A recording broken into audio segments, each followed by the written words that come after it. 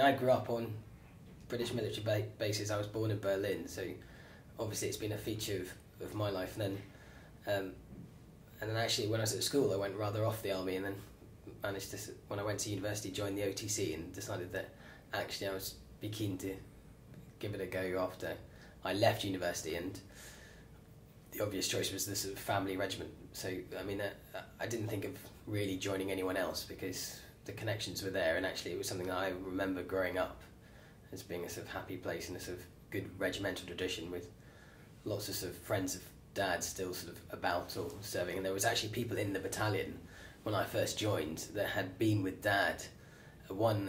A corporal who got out and then got back in. He was sort of Corporal Cameron, who was quite long in the tooth by that point, but had claimed to have been in Dad's platoon in the 70s. So yeah, and there was a couple of LE officers that were still there that had served with Dad as well. So I mean, the family connection still continued, and the people knew of the family when I turned up.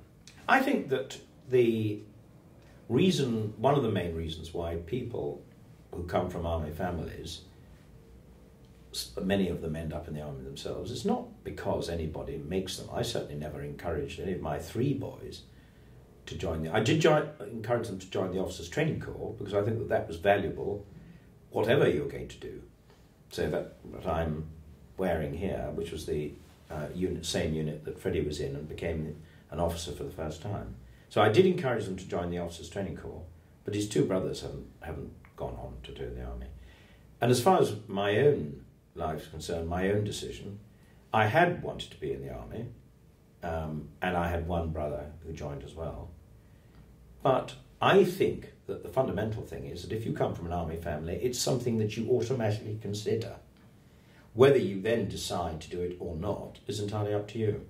But nobody in my family ever gave me any pressure to do so. My grandfather on my mother's side, General Neville Cameron, was keen, because the military family had finished with my Uncle Willie, he was keen that somebody, at least, of his grandsons, of which he had quite a lot, would continue the tradition. And I was the first of his grandsons. So at that point, I inherited his sword. And now Freddie's got his sword. And it's quite an interesting sword because it's actually sharpened for war, and it's got scratches on from the Battle of the Ypres in 1898.